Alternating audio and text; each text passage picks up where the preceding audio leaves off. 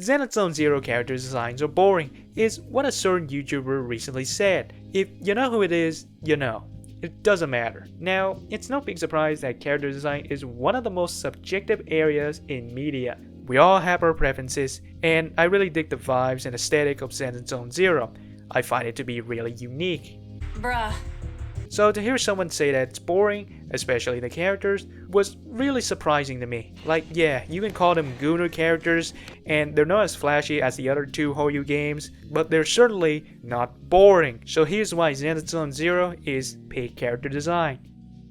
Now, I'm personally one with the say, good character design can easily be recognized by their silhouette alone, and ZZZ Zero executed perfectly. I guarantee you, if I put 4 random characters on screen and ask you to identify each of them, you probably can, even if you just briefly saw them. That's because each of the characters has a distinct feature that makes them stand out from one another, whether it is Ellen's tail, Ben's big round body, and yeah, why not? Let's bring Jane Doe's massive dump truck of an ass into this, because at least you can still tell that it's her. The characters are so meticulously thought out that even if they do have the same body type, the feeling that radiates off them are entirely different. Like, take for example, Corrin and Kaleda. Both of them are on the more smaller body type, but the vibe they give off don't. With Corrin always being shy and nervous, so therefore her body makes her push herself in, with her legs crossing and her limbs just sort of stick to the side of her body. With Kaleda being the opposite, it pushes out instead,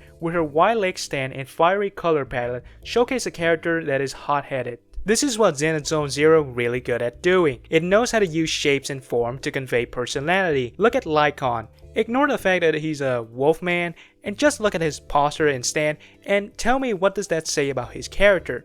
Well, Lycon always stands straight and his legs are always clamped together. Shows that he's a very serious but also polite character. He also puffs up his chest, which conveys a sense of confidence, competent, and frankly, a bit intimidating.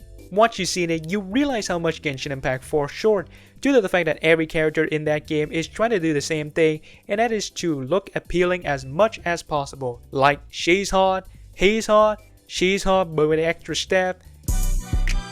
The second point I want to bring up is the physical appearance of the character. A lot of people complain that ZZZ character looks too simplistic, but if you take a step back and take a closer look, you'll see the game approach to character design is really clever. Like, yeah, if you only look at the surface, then Bellowag is just a construction company, Anton is a construction worker, he fights with a drill, Ben fights with a thing. But what you didn't notice is that Ben is the only member that bothered with dressing up properly. The other either wear it to their own liking or just couldn't be bothered with it.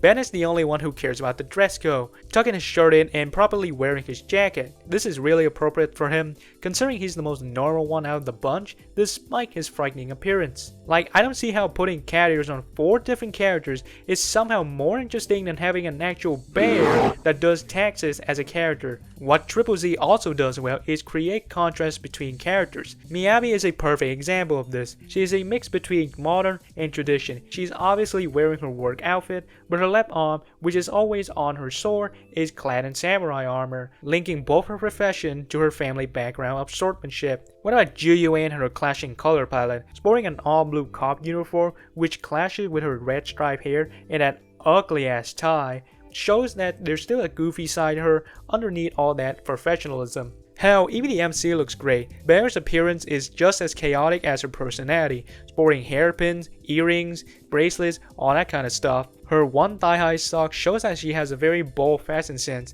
not afraid of styling up, compared to her more orderly and humble brother, Wise. All this comes together to create a very cohesive and effective design. So that wraps up my rant slash review slash response. I really didn't want to compare Genshin Impact with ZZZ Zero, but since the person who made that claim brought Genshin Impact out as an example, I figured this one time as an exception. But still, in the end, both of these games have very different design philosophy, with Genshin focus more on appeal than visual storytelling, and ZZZ Zero focus more on aesthetic and world building. Basically, what I'm trying to say here is that just let the game be its own thing, don't compare it, just let people look at the pretty characters and enjoy the game.